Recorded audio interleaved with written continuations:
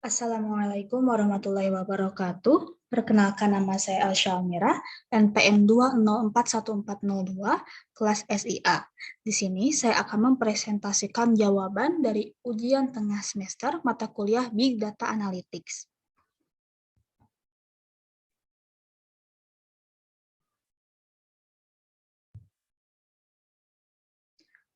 Berikut ini adalah jawaban dari soal nomor 1, yaitu 3 contoh penerapan Big Data Analytics dalam bidang sosial media, yaitu ada Instagram, ada Twitter, ada YouTube. Selanjutnya, jawaban dari soal nomor 2, yaitu perbedaan data struktur dengan data yang tidak terstruktur dan berikan masing-masing contohnya sebanyak 4. Yang pertama, perbedaan yang pertama yaitu data terstruktur dapat dinyatakan dalam baris dan kolom serta database relasional. Sementara data tidak terstruktur tidak dapat ditampilkan dalam baris dan kolom. Lalu perbedaan yang kedua adalah data terstruktur berupa angka, string, dan tanggal. Sementara data tidak terstruktur dapat berupa teks, gambar, video, dan audio. Berikut ini adalah masing-masing dari contoh data terstruktur dan contoh data tidak terstruktur. Yang pertama ada contoh data terstruktur, yaitu ada 4. Yang pertama ada data sensor, yang kedua ada data penjualan pada suatu perusahaan, yang ketiga ada data karyawan dalam database, yang keempat ada industri research data. Kemudian contoh data tidak terstruktur ada 4. Yang pertama adalah gambar grafis, yang kedua streaming instrumen data, yang ketiga web page, yang keempat word processing file. Selanjutnya, jawaban dari soal nomor 3 yaitu 3 contoh penerapan metode text mining sentiment analysis. Berikut ini adalah 3 studi kasus yang saya ambil. Yang pertama adalah implementasi text mining pada analisis sentimen pengguna Twitter terhadap marketplace di Indonesia menggunakan algoritma support vector machine. Yang kedua, judul yang kedua yaitu ada text mining untuk analisis sentimen review film menggunakan algoritma K-means. Lalu judul yang ketiga yaitu penerapan text mining dan analisis sentimen untuk rekomendasi hotel berdasarkan online review. Selanjutnya jawaban dari soal nomor 4 yaitu berikan satu contoh kasus penerapan Big Data dengan menggunakan Apache Spark. Judul atau studi kasus yang saya ambil yaitu analisis Big Data berbasis stream processing menggunakan Apache Spark. Berikut ini adalah penjelasannya. Teknologi Big Data memiliki 3 ciri utama, yaitu volume, kecepatan, dan kompleksitas data. Pengolahan Big Data dapat dilakukan secara real-time dengan menggunakan stream processing. Beberapa metode yang digunakan untuk mengolah Big Data yaitu tuple, microbatching, dan window real-time stream processing. Metode yang digunakan dalam penelitian ini adalah window real-time streaming processing. Penelitian ini memanfaatkan Apache Spark untuk menerapkan metode tersebut. Penerapan Apache Spark untuk Big Data dimulai dengan tahap mengintegrasikan stream source sehingga Apache Spark dapat memperoleh stream yang akan dianalisis. Hasil akhir dari penerapan metode ini berupa suatu sistem pengolahan Big Data secara real-time. Berdasarkan hasil dari analisis, implementasi, dan pengujian, maka dapat diambil kesimpulan sebagai berikut. Yang pertama, Big Data berhasil diolah dengan metode stream processing. Yang kedua, metode stream processing yang diterapkan untuk mengolah Big Data dapat disinkronisasi dengan Apache Spark, sehingga menghasilkan informasi-informasi yang dibutuhkan seperti total dispatching, total month, total hour, total affiliate, total day of month, dan total year dalam waktu yang singkat. Lalu yang ketiga, berhasil mengolah data menggunakan Apache Spark sehingga kinerja Apache Spark dapat diukur dari hasil monitoring pada localhost 9999. Selanjutnya ini adalah jawaban dari soal nomor 5, yaitu carilah satu judul jurnal internasional atau nasional tentang topik Big Data Analytics yang menarik. Di sini saya mengambil satu judul jurnal nasional yang berjudul Implementasi Big Data pada Sosial Media sebagai Strategi Komunikasi Krisis Pemerintah.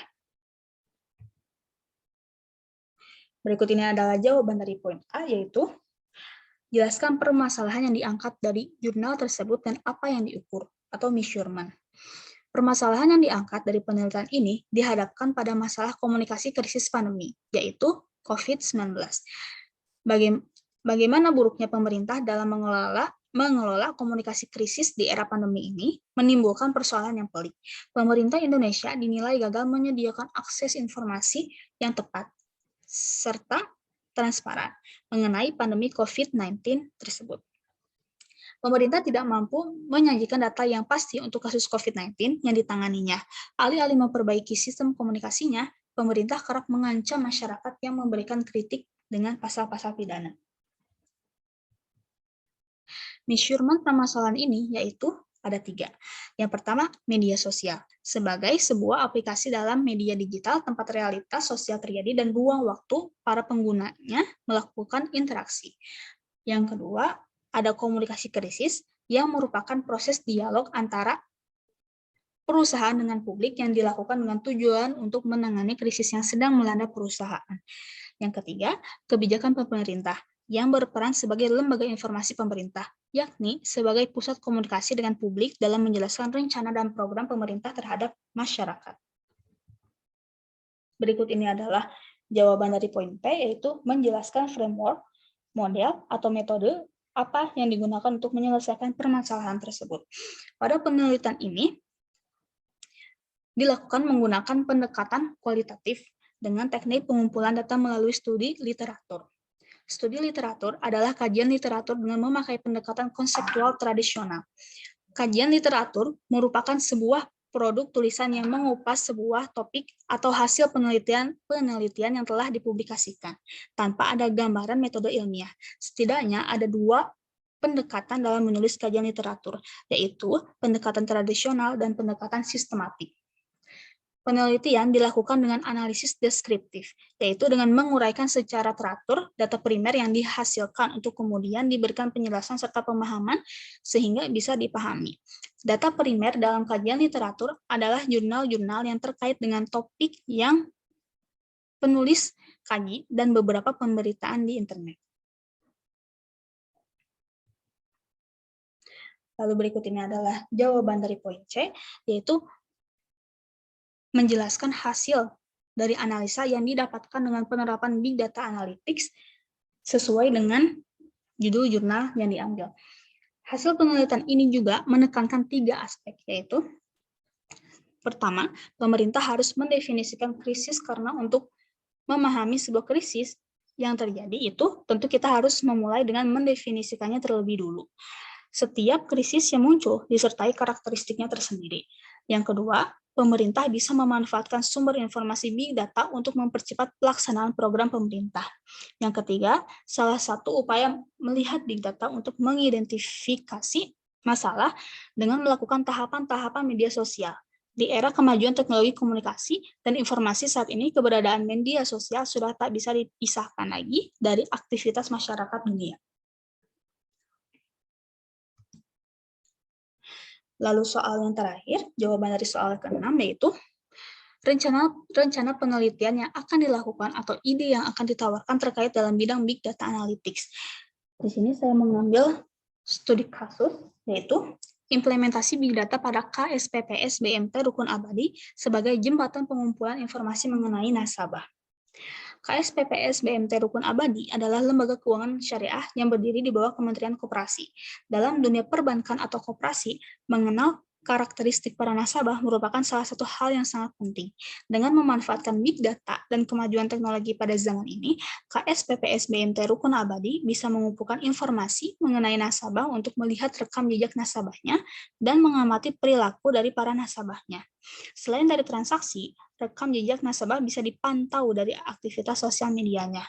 Dari indikator tersebut, pihak KSPPS BMT Rukun Abadi bisa melakukan penelitian terhadap para nasabahnya, sehingga bisa mengelola atau menganalisa data menjadi sesuatu yang bernilai dan menghasilkan bisnis outcome yang lebih baik. Sekian presentasi dari jawaban UTS mata kuliah Big Data Analytics. Mohon maaf jika masih banyak kekurangan dan kesalahan. Terima kasih banyak. Saya akhiri. Wassalamualaikum warahmatullahi wabarakatuh.